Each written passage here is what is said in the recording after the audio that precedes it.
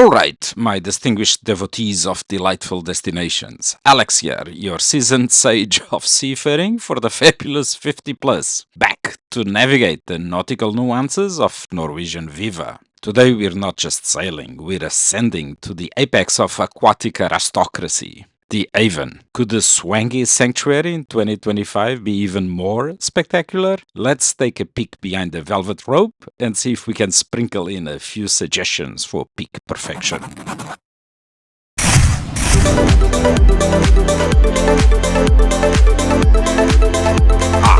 The majestic Norwegian Viva in all her glory. Now, for those of you playing along at home, the coveted Avon is nestled right here at the back, the ship's elegant little secret. Notice those balconies starting around deck 11 and going up? See how they're a tad grander? That, my friends, is your first clue that you're looking at Avon territory. Bigger balconies mean bigger, fancier cabins. It's like the ship is saying, these folks paid extra for the view and the peace and quiet. Alright, seasoned explorers, I'm embarking on a clandestine caper. Forget the buffet battle for a moment. And we are infiltrating the inner sanctum of the Avon here at the local bar and grill. Now, if you've ever succumbed to the siren song of their late night snacks, and who among us hasn't, you might have noticed this rather unassuming area. It's the gateway to a perfect dimension, a place where the only queue is for a second glass of champagne. Our discreet doorway to decadence starts with this private elevator. Forget the communal lifts with their questionable aromas and elevator music. This one requires a secret handshake, or rather a card swipe. Take your precious cabin card, give it a little wave over the sensor, beep up, green light. It's like unlocking Fort Knox. Except instead of gold bars, you get tranquility. Now punch in 16 for the concierge. Don't get ambitious and try the other floors. You might end up in a linen closet, and the only exclusive thing there is the Fred count. Deck 16. Behold, the Avon concierge. Your personal problem solver in a perfectly pressed uniform, ready to handle everything from booking your ridiculously relaxing massage to explaining your spouse why you absolutely needed that limited time edition watch.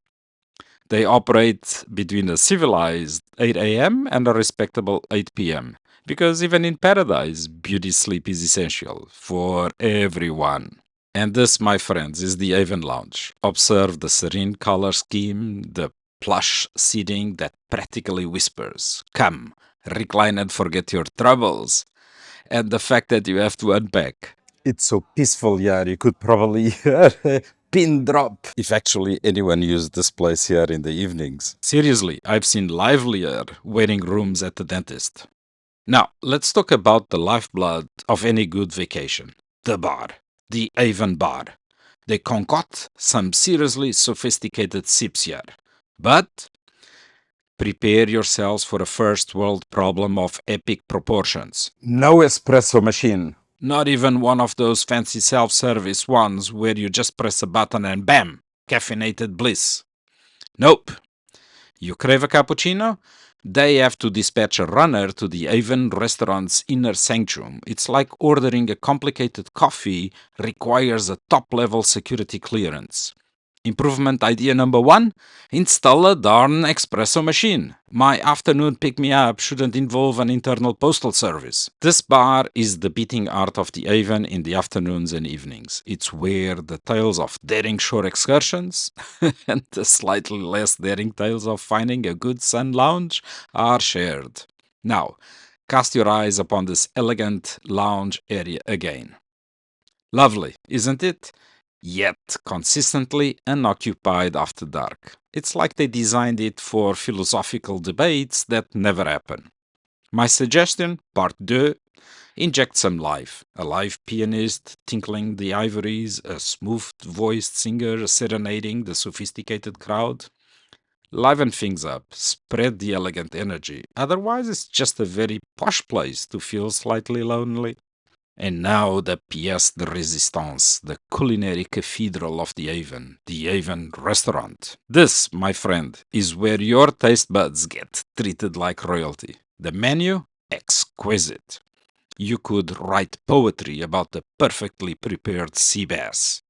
Finding fault here is like complaining about winning the lottery because the numbers weren't your favorite numbers. However, and you knew a however was brewing. The menu, while undeniably divine, does have a certain predictability. It's like that classic movie you love, but you know every single line.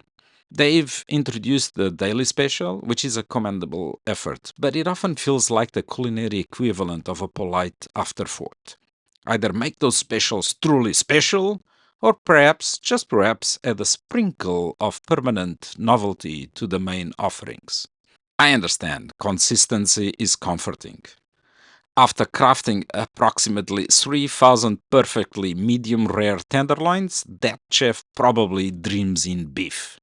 But a little culinary surprise keep things interesting, even for the most refined palate. Now, a minor culinary conundrum in our luxurious locale. This is the sole dedicated dining establishment within the Avon's embrace. This in Norwegian Viva.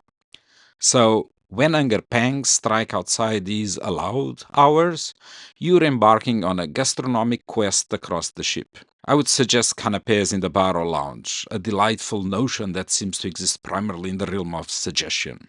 Afternoon tea with scones, a civilized craving, sadly unmet within these borders. But fear not, fellow foodies. Sustenance does exist.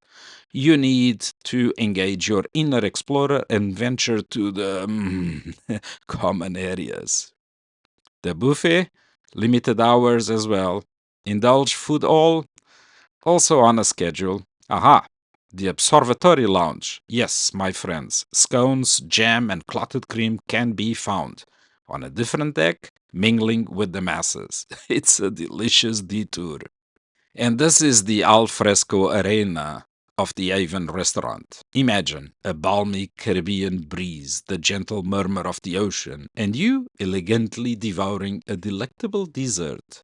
Paradise? Now picture a chilly Alaskan morning. The fog rolling in, and you trying to keep your croissant from blowing overboard. Less idyllic, but still an option for the hardy souls among us. Right, let's bask in the brilliance of the Avon sundeck, starting on deck 16. Behold these beautiful loungers and cabanas on the starboard side. It's a first come, first served situation, so you might need to employ some strategic towel placement skills. And the aquatic jewel of this deck, the infinity pool. Perfect for those wish you were here photos until someone does a dramatic dive, but the real treasures lie beyond. Enter the thermal temple, the sauna, and the ice room. Now, this is my kind of fun on a Norwegian fjords or Alaskan adventure. That exhilarating shift from steamy heat to icy chill, it's like a Viking spa day. It will wake you up faster than, well, a strong espresso from a machine that doesn't exist in the Avon bar. Over on the port side, more luxurious lounges stretching out like sun drenched seals. And of course, the Avon pool bar, still and stubbornly espresso free. The quest continues. This door whisks you back to the concierge, but hold your horses, sun worshippers. We have the upper deck to explore. Prepare for stairs to Avon. Welcome to the sun-soaked summit of deck 17. Here we have more bubbling hot tubs, perfect for pondering the mysteries of the universe or just soaking your weary bones, and a panoramic perch overlooking the Avon. Gaze down at Infinity Pool on deck 16. Looks rather inviting, doesn't it? And this door gets you into this other place, which is the Vibe Beach, which feels like a VIP within a VIP area.